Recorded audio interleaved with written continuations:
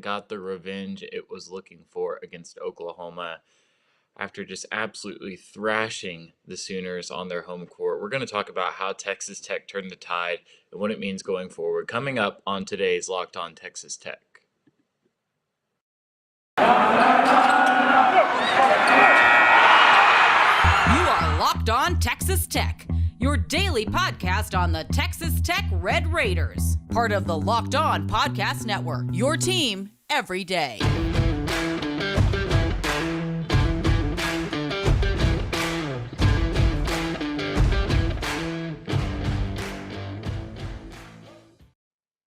Welcome to Locked On Texas Tech, a member of the Locked On Podcast Network. Thanks for making Locked On Texas Tech your first listen every day.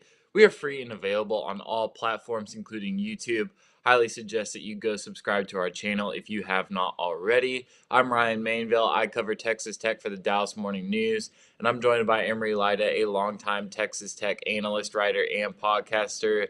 Today, we are here to talk about the Texas Tech win over Oklahoma on Tuesday night. I was expecting, I think it was a 12-point win. I'm not sure exactly where you were at, Emery. I know that you had this one in a little bit of a defensive contest, but I don't think either of us really could have guessed that we would have seen what we saw on Tuesday night. I mean, a 66-42 victory from Texas Tech. It just felt like pure dominance in the second half. And to go into the first half or the halftime, after a first half that was decent, I felt like you could have played a little bit better basketball. But it wasn't doomsday for me. Like, I know that there were a lot of people freaking out on Twitter, but it still felt like Texas Tech was doing a lot of good things. And they went into the half up 7, but they just blew the doors off the barn in the second half and had one of the craziest runs that I've seen this team ever go on. I mean, what are your initial reactions, thoughts? I mean, we literally just finished watching this game. So to put things in perspective, Tech had a 5-minute and 58-second run in the second half in which they scored 19 points, and Oklahoma did not score a single point. And a 19-0 run in the second half after having already had, I believe it might have been a 15-4 separate run to start the half, which was good in itself, right?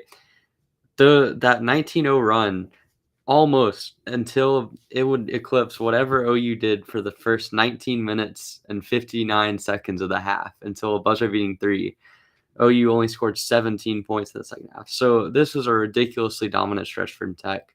I mean, the first half, I think, was a bit rough, certainly offensively. In the half court, I thought they had some really nice things going in the first half, even if the results weren't quite there. You're getting open looks. The threes weren't necessarily dropping. And I think you were able to kind of find more avenues to the paint, especially off of drives, than what we were getting in the game in Norman. But certainly, I mean, the second half is where everything just blew open. I think a lot of credit has to go to Mark Adams and the coaching staff, but also, I mean, just the players being able to execute. I felt like in the first half, you kind of saw a lot of blown transition opportunities and a few missed rotations defensively. There were a couple of back cuts that Oklahoma got that were, in fairness to them, really good cuts. That's one of the things OU does so well. But in the second half, that was non-existent. Tech was able to take advantage of more transition opportunities and really just blow the game wide open. And I mean, I haven't seen a game that was this dominant at home in quite a while. And I know that Tech has had these blowouts at points over the years. And certainly even this year, you can look at a team like Mississippi State where that game was a blowout. But even then, just the way that Tech was able to take control on both ends in this one and just absolutely obliterate. It was like something you would see against a team that was sub 300 in Ken Palm, one of the buy-in games early in the year, or it's something you would see out of Gonzaga against their average WCC foe. Like, we are not used to seeing this in the Big 12. I think you really have to cherish this sort of game because it does not come around very often. Yeah, and I mean, the first half, the first 12 minutes of the game, Texas Tech was doing a lot of good things defensively. I thought they were creating a lot of turnovers, putting a lot of pressure on Oklahoma's guards. I think they had 8 really fast turnovers, and then OU just did not turn the ball over for the rest of the half. And so I think that really inflated Texas Tech's struggles going into halftime. Also, the Red Raiders, as you mentioned, I think they got a little bit excited after the turnovers that they created. We're trying to do a little bit too much in transition, maybe trying to, blow the game open a little bit sooner than it needed to be. But everything fell into place. You mentioned it. This second half, one of the craziest second halves of basketball I've ever watched. Something very reminiscent of, the TCU, Iowa State, some of the Kansas State games that we've seen in the past at United Supermarkets Arena. But even then, the degree of just dominance. It did feel like this was a bye game for Texas Tech at points. I mean, Evan Maya, we cite his stats pretty frequently on the show, and he tracks a run called kill shots, which are when a team goes on a 10-0 run, and like that. When a team goes on a 10-0 run in a game, it increases their probability of victory by so much. I don't know exactly what it is, but it's really rare, and it's a really good way to put your team in position to win. And Texas Tech had multiple kill shots in this game, and they almost had a double kill shot with that 19-0 run. So just, I mean, really, really unprecedented things, especially considering that the offensive end I thought was a big shift for Texas Tech in that second half, because we had seen them play good defensively, but I thought offensively the ball was moving so well. Malik Wilson had like the dunk of the year, and it feels like nobody's even talking about it because there was just so much craziness in this game. Bryson Williams is knocking down shots. Terrence Shannon is knocking down threes. Just a really complete game. Like that's really all I can say is that this was just a very complete game for Texas Tech, and that second half was a little bit of a shadow of what I think this team's ceiling can really be. I obviously don't think that Texas Tech for the remainder of the season is going to shoot 70% from the field, but I feel like we saw just how dangerous this team is when they're making shots and playing good defense. Yeah, first off, that Malik Wilson dunk. I mean, that better be hyped up. A is a SC top 10, top 5 play, and B, we better see that on tech highlight packages for the next few years because, I mean, people always bring up the Adonis Arms dunk over Matthew Meyer, and that in itself was really incredible. But the degree of difficulty for Malik Wilson to catch it in traffic, dunk over multiple guys, do so really from a standing leap. He wasn't driving to the paint. He kind of had to catch it and then throw it down. Like the difficulty on that, and to make it look so aesthetically pleasing, I did not know that he had that kind of burst in him. But certainly, I mean, as a team goes, that being able to get out on those kill shots is something that Tech has done to some degree this year, but it hasn't been quite as frequent as maybe we've seen in the past. Even if I remember correctly, the 2017-2018 team was really good at getting off to those 10-0, 12-0 runs to kind of break games open or even get back into them. And then obviously the Final Four team had a stretch from February onwards where it was like every game they were putting together those stretches. But this team's kind of been of the method of just slowly grinding opponents away. But in this one, I mean, the second half was about as beautiful as he came. And you had a stretch there with Davion Warren where it just looked like he was absolutely in control of everything, whether it be getting the free safety style steals, whether it be blowing up his on-ball assignments, creating good opportunities for himself on offense, ended up finding arms in the corner to kind of break his zone. And really, that's the thing. OU tried the zone at a point in the second half. And again, Tech was quick to shatter it. They were quick to kind of break up anything that OU tried to do in the half court. And I think it's the continued development of the offense that makes me so optimistic. And that's now a number of games in a row, especially at home, where we've seen that Tech has been able to have that flow offensively and kind of find a rhythm, find the ball's moving really well now in the half court. And guys like TJ, Adonis Arms, and as much as he kind of struggled at points, Clarence as well had nice games when it came to passing the ball, even if he got a little bit out of hand at times. But in general, the ball movement was sensational. The defense was incredible in this game, just looking at the pure ability to shut OU and shut Emoji Gibson down. And you walked out of there with a 24-point victory, and it honestly could have been more than that. And it was more than that until the last couple of minutes. Hey man, Clarence had 4 assists in 12 minutes tonight. That's pretty crazy. Got to be one of the best assist rate nights of his career, and we all know that I'm on record of no more Clarence Nadolny slander. So Kudos to him, man. What a game. You mentioned Davion Warren. He's a guy I'll need to talk a little bit more in our next segment about, but first, a word from our sponsors. This is the time of year that I've pretty much given up on all my New Year's resolutions, but not this year. I'm sticking to my resolution to eat right thanks to Built Bar. It almost feels like it's not a resolution because I actually enjoy eating Built Bar products. Have you tried the Puffs? If you haven't, you're missing out on one of Built Bar's best tasting bars. Puffs are the first ever protein infused marshmallow, and they're not just a protein bar, they are a treat. And they're covered in 100% real chocolate. Puffs are a fan favorite with some incredible flavors like churro, coconut marshmallow, banana cream pie. These are going to be your new favorite. They are low in calorie, high in protein. Replace your candy bars with these, they are better. Go to built.com and scroll down the macros chart, you're going to be blown away.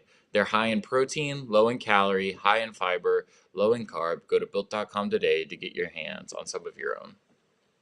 Thanks for making Locked On Texas Tech your first listen every day. We are free and available on all platforms, including YouTube. Go subscribe to our channel if you have not already. You mentioned Davion Warren and a little bit about what he did in this game in our last segment, and I've got to give him just as much attention as I can in this segment because I think that him having this game was really, really important for just his confidence and the team as a whole. He was 1 of 12 in his last two contests combined.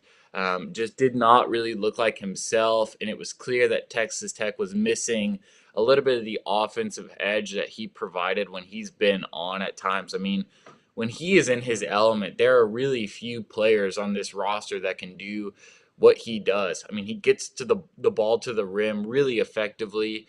He can create his own shot. He's a really good catch and shoot guy. And that doesn't even account for the defensive end. I mean, he had 3 steals tonight. I thought he was really, really good. I think this was a really, really important game for him to have. As you know, we're now 3 games out from postseason. I thought that this was a really, really big game to just let him see the ball go in the basket and hopefully get himself a little bit amped up before tournament play. Yeah, I mean, to be quite blunt about it, Warren had a pretty long-standing slump. I mean, the last 2 games were obviously not good in terms of scoring, and obviously that's going to take a lot of sort of the attention. But even dating back into conference play, you have to look all the way back to the stretch of games from Oklahoma State to Iowa State early on in the year where he really kind of had a consistent impact. And outside of that, it's kind of been inconsistent. The 3-point shots kind of faded away at points this year. But to have a night like tonight where it was like everything was going in for him, he was making sound decisions with the ball. This is the best of Davion Warren that you can get. A guy that can be aggressive and assertive and kind of hunting out his own shot offensively. And then defensively, you know he's going to bring it on the ball. His instincts as an on-ball defender are up there with anyone in the country. And so to be able to have that scoring ability that we saw at Hampton, and he mentioned in his press conference tonight that kind of he didn't come to Tech per se to be a scorer, but certainly, I mean, he's a naturally wired scorer, and you can't really say that about a ton of guys on Tech's roster, but you know that he's had the success in the past, and you know that as a player, he has the ability to shoot from the outside, even if it's a little bit sporadic. He can create his own shot, he can create in the mid-range, and he can finish at the rim really well. And that was something that we kind of brought up in the preseason and something that really hasn't been as apparent. But tonight, his ability to kind of be patient on the inside while he's driving and really kind of contort his body to find angles is something that to me, really stood out in the half court. And that's one of the things. Obviously, he had a nice dunk in the fast break and had a couple of transition opportunities. But in general, his half court scoring was really impressive in this one. And I'm hopeful that it can continue because when he can get in a rhythm, obviously he's not going to be a guy that shoots 70% every night. But when you can get a guy like that has that natural scoring ability and can finish at all 3 levels, it really opens up a lot of the offense. And hopefully it continues because, I mean, he's a weapon to have. I mean, you look at the rest of Tech's guards, and the ability to naturally score is something that it's not really Kevin McCullough's main thing. It's not something that Clarence does particularly well. Obviously, TJ is an aggressive scorer, and Adonis Arms can do it. But certainly, I mean, when Davion Warren is on, it's going to be tough to beat Tech. You mentioned Kevin McCullough. We saw him tonight for the first time in 10 days. Only played about 15 minutes. I thought that was a really, really big win for Texas Tech. I think that we've seen points, especially last season. like where he was just not whole and he was playing like 36-minute nights because Texas Tech needed him on the floor. And he's been the guy that's been leading this team in minutes pretty much for this whole season. So I just think it's noteworthy to mention like this is a big win for Texas Tech, for multiple reasons, but also because it kept a guy like this off the floor and let him get a little bit more rest and recovery. I thought that was a big thing. Bryson Williams had a good night tonight. Kind of did what he does and just found a way to put the ball in the basket. I thought he was pretty good defensively tonight as well. Davion Warren obviously got to be my player of the game, but man, oh man, I've gotta talk about Marcus Santos Silva once again. I cannot make sense of this guy. I was watching Tech the other night with my dad, who doesn't watch a lot of college hoops, and it was actually the Texas game, and we were watching Marcus defend the perimeter, and my dad was like, "How big is this dude? Like, this dude has no business moving the way that he is on the perimeter." And I'm like, he's 250, man, and that's on a good day, probably. He's a big boy. I mean, just what he does on the basketball court is phenomenal. His defensive ability, the way that he moves with guards, I've truly never really seen anything like it at his size. Tonight he finished with 9 points, 4 or 6 from the field, had 6 boards and 2 blocks in just 19 minutes. He was kind of it felt like the spark plug for that 19-0 run. I thought he was probably the biggest contributor to that. His like heat check was like some crazy half spin left-handed hook shot from the mid post. Just one of the craziest things I've ever seen. And it just goes to show that this team is just so deep, man. Even tonight, when you've got Daniel Bacho out and you've got to play KJ Allen, Allen played pretty good defensively as well. And it just shows that there's not a lot on this bench that can hurt you. And I think that with Oklahoma tonight, their lack of depth really showed, and it showed that you really don't want to play beyond your first five. Really, you don't even want to be playing with the first five that you have right now. But Texas Tech is solid. Like they are really good, 1 through 10, honestly, and then 11, 12 are serviceable. And so I think that that's a big thing to continue to monitor, especially as Texas Tech has 3 very winnable games to close out the season. Here's something that's interesting for me. So Tech's rotation, obviously 1 through 10, is well documented. I mean, you've got 10 guys there that can more or less play any given night and can be positive contributors. Like, we've probably handed out player of the game to 8 different guys over the course of the season. And that's even with us maybe being a little bit kind of blind to a couple of guys. Like, I think Malik Wilson's been really consistent, but hasn't really had one particular standout night. But you have those 10 guys, and then you've got KJ Allen, who, for all that I still stand by, probably isn't quite ready for big-time minutes. He's still been in the game for some good stretches that Tech has had over the last few. Obviously, in this game against Oklahoma and the Iowa State game that Tech only had 7 players, both of them, he was in the game when Tech made runs. And it's like, defensively, certainly I think there's some lateral issues there that are always going to hinder him, and he's not necessarily the most isn't quite as good at sort of processing and making quick reaction steals and stuff like that. But certainly, I mean, offensively, he can contribute on the glass. He certainly knows his role decently well. Like, he has a role. And then obviously, I mean, I don't really have to go into detail on why I think Buzo's a good player. I think that if you ignore the fact that he's missed almost every 3-point shot this year and the shot just isn't dropping, I think he's made some developments as well that are going to help him in the long run.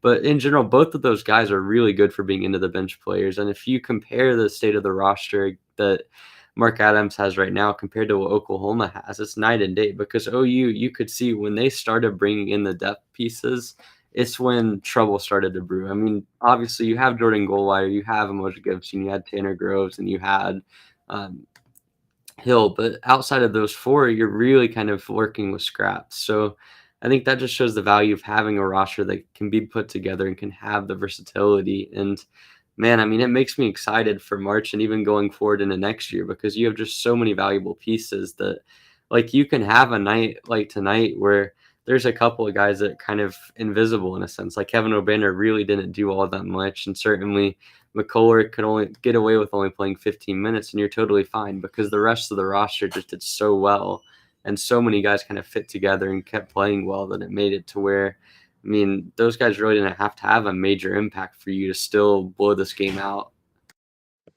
Do you disagree with my KJ Allen defense take? I think in the second half he played really well defensively compared to what we've seen from him. I think the first half, the first couple minutes he got at the end of the half were a little bit sketchy. And I will say the first couple possessions in the second half as well, I think he had one where he missed a closeout, but generally speaking, he was pretty solid in this game and certainly better than what we've seen on tape from him over the course of the year. All right, I just wanted to double check if there was something I need to be looking for when I watch the tape on this one, because I thought his hands on defense in that second half were really, really impressive. That is one thing I'll give him credit for, and even dating back to earlier in the year, is he is pretty aggressive and pretty good at timing up hands. I still think a lot of his steals have come from sort of rotation-based defense and sort of just being scrappy, but certainly, like, he has some tools to work with there, and I think that we saw that on display tonight. All right, we talked extensively about some individual players as well as the team performance. Want to talk a little bit about why this win was so rare and what it means for Texas Tech's tournament hopes in our next segment. Football might be over for this season, but basketball is in full steam for both pro and college hoops. From all the latest odds, totals, player performance props to where the next fired coach is going to land, BetOnline.net is the #1 spot for all your sports betting needs.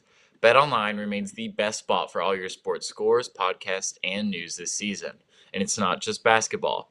BetOnline.net is your source for hockey, boxing, and UFC odds, right to the Olympic coverage and information.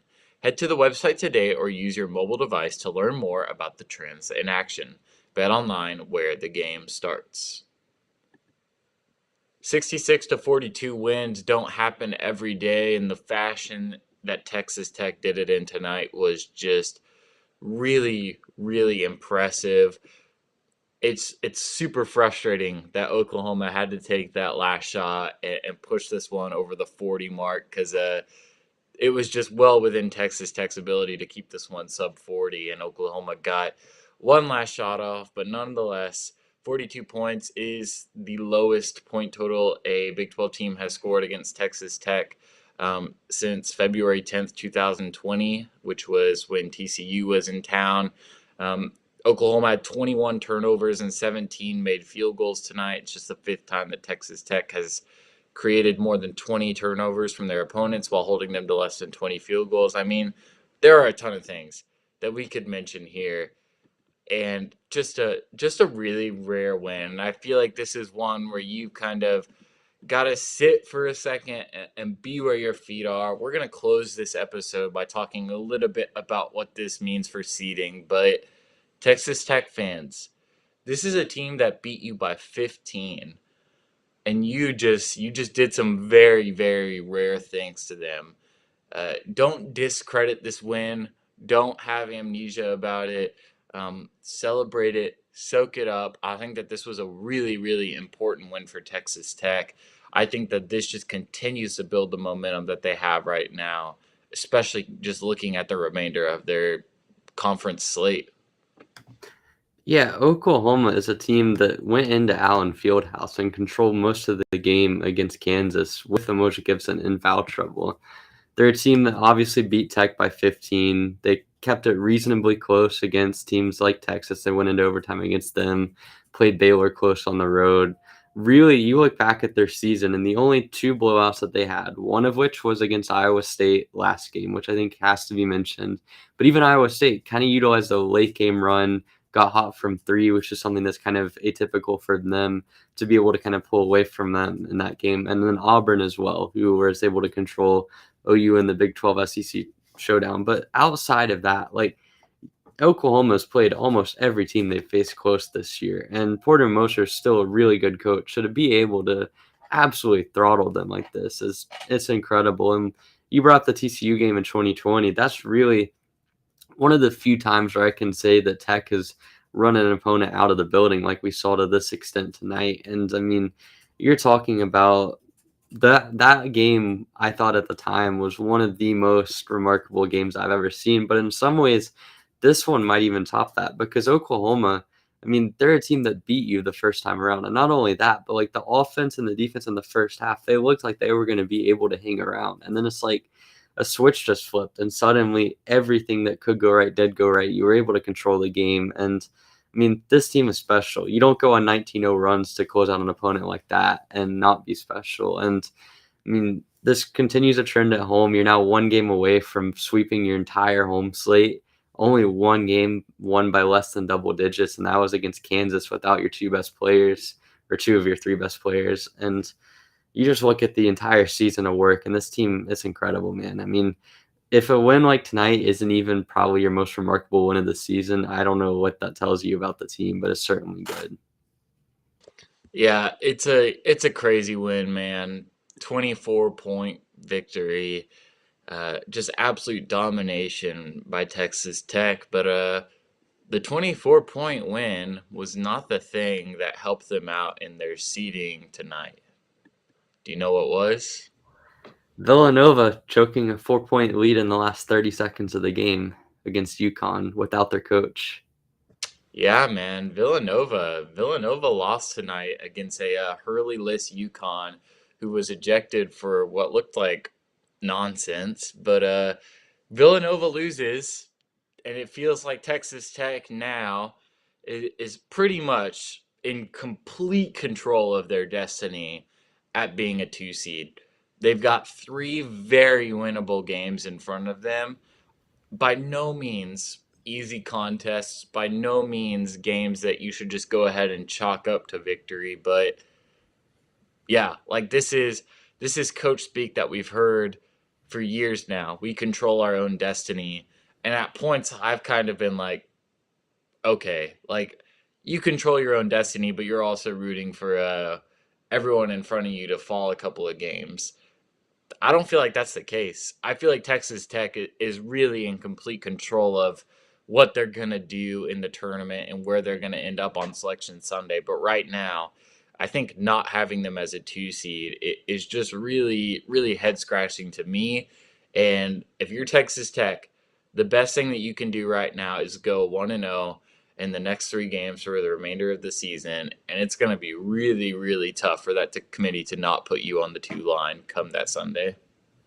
All right, I'll take it about 4 notches higher than that, and I'll say, I think you're at the point now with Villanova losing, with having an objectively better resume than Duke, and I know that they were ahead by 1 spot on the 16 seed, or the top 16 selection show preview that came out on Saturday, but that was before the win in Austin. And that was also, in my opinion, a little bit of an underestimate on what Tech's Q1 resume is going to end up looking like.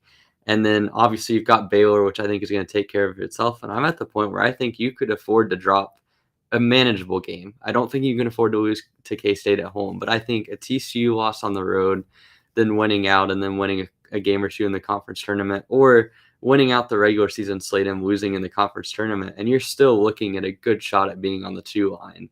And I think if you went out, and I did a little bit of research on this with the team cast, and Bartovic has a feature on their website that kind of allows you to project out game results.